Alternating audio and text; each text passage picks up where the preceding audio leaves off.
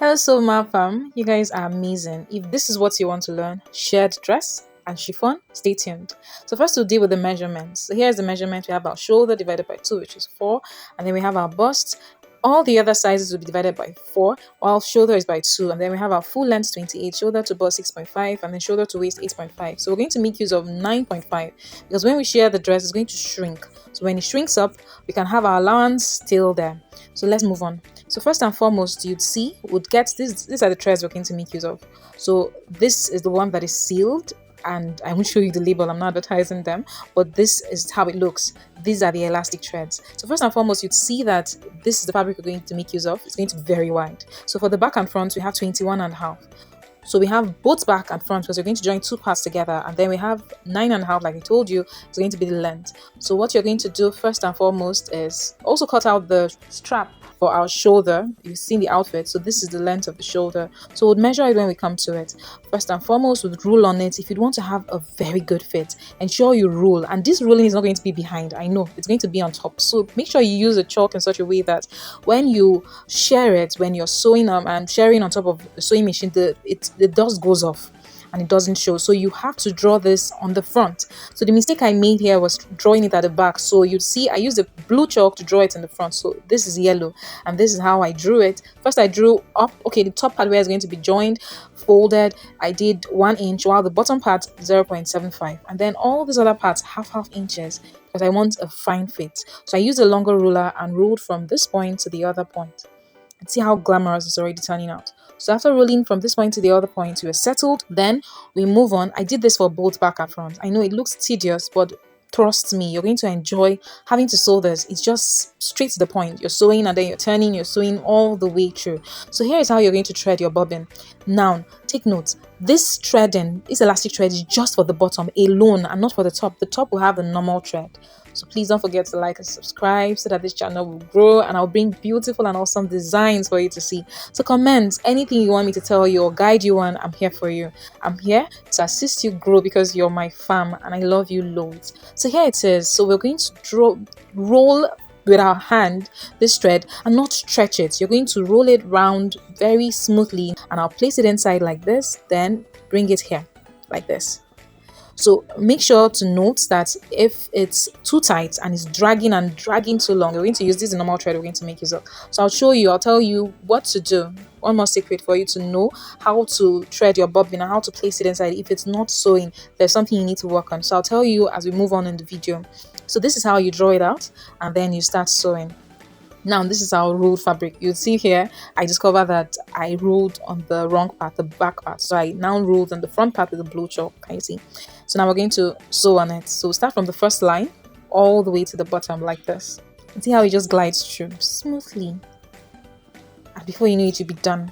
You get to the point, get to the end. I want to show you something. Then you turn, stop and turn. Don't get all the way to the end. Leave half an inch at the end. Leave half an inch at the end.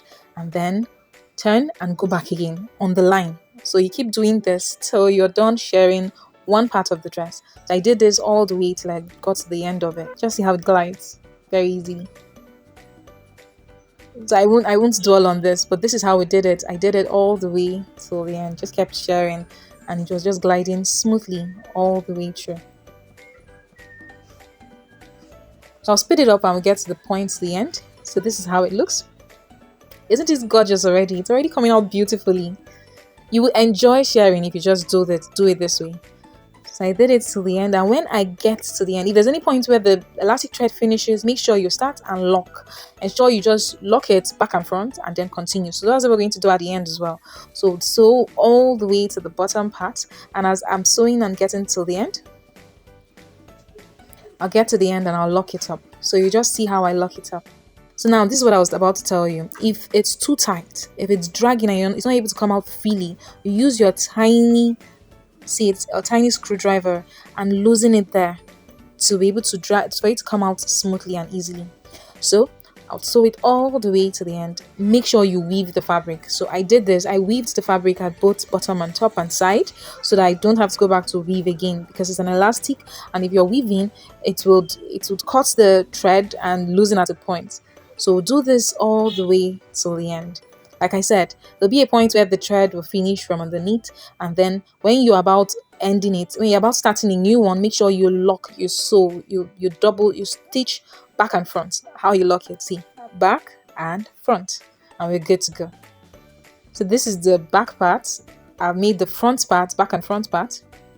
So I'm going to join the two sides together and sew it. Just see how it drags. You won't even believe that this is something that was 21.5 inch as it's stringed.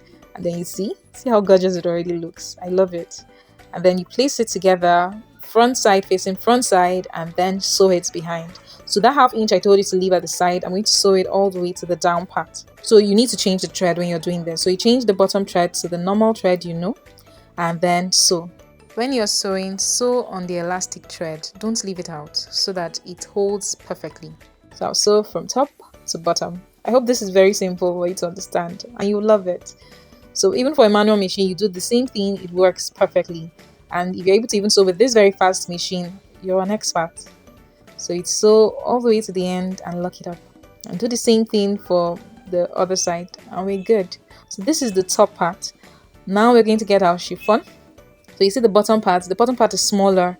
I told you 0.5, 0.75 or 0.5. And the top part is 1 inch because you're going to fold it down. You don't want that part. If you want it to show the weaved part, no problem. So that's for the sleeve. So the sleeve is, I measured the length of 6 inches and the width of 3 inches and folded it so that it's 1 inch when I finish sewing. So for this, I measured 13.5 inches for the lining, and it means that the main body is longer. So this was up to 16.5 inches, you can see. So it's like 3 inches bigger. So I fold the bottom part and gather the top part and ensure that it is exactly the shape of the elastic. So how you find out about it is that now it has changed. You can't do 21.5 because it has shrinked, and no matter how you try to stretch it, it won't get to the 21.5 as you would want it. So you should make sure you measure again. So what I did here is I just sewed the lining inside, did gather, sewed it at exactly the measurement that I took here. So this is the measurement I took. So I measured all around, stretched it and measured all around, and I got up to 17.5 inches, and that's exactly what I did here. So this is bigger, so I'll ensure it's 17.5. So I would still have to do a little more gathers for the lining, and this is for the chiffon. I've already sewn the bottom part like I told you earlier, and here it is, the gathers. So if you measure this, it's exactly 17.5 inches. So let me place my measuring tape and measure. Can you see? 17.5 inches. So that is what we're going to do for the lining as well. So I'll join the two of them together first, like this. So I went to my sewing machine, joined them all together and came back. So this is it after it's joined together, and then I'll place it against stretched fabric. So I pinned it all around. I'm always pinning. I don't do it roughly and just guess. So I ensure that the back is at the back where I'll choose the part I want to be back, and I'll choose the part I want to be front. So you just choose a part. So what I did is I used the sides and clicked on the sides of this and sewed it, and it was seamless. Can you see? This is how stretchy it is. So it fit perfectly on the little child. So this is it, and we'll join the sleeves. So like I said earlier, but this is for the bow. So I divided into two, the same measurement, 6 and 3, 6 by 3. So I divided into two and made those tiny ones you're seeing there. And this one is the sleeve untouched. So here is the bow, 11 inches by 7.5 inches. And then I folded it. I have two of them. So I folded it, sewed, and left a small hole there, like by 1 inch, to be able to turn over. And then turned it this way to make sure it's in the middle. This is just very easy way of making bow. Sewed it this edge and sewed it this edge. After sewing it, this is how it looks. So we'll now turn it over. So after turning it over, I did it for two of them and ironed them down. So turned it over and pressed them down. So after pressing them down, this is how it looks, the two of them. So I'll now gather it together. So gathering it together, I will now use that tiny strip I told you about, the 3 by 6 inches. So I'll turn it backwards, sew it before turning over.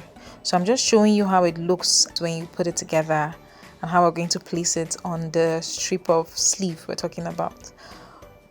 But you'd sew it backwards, then turn it around.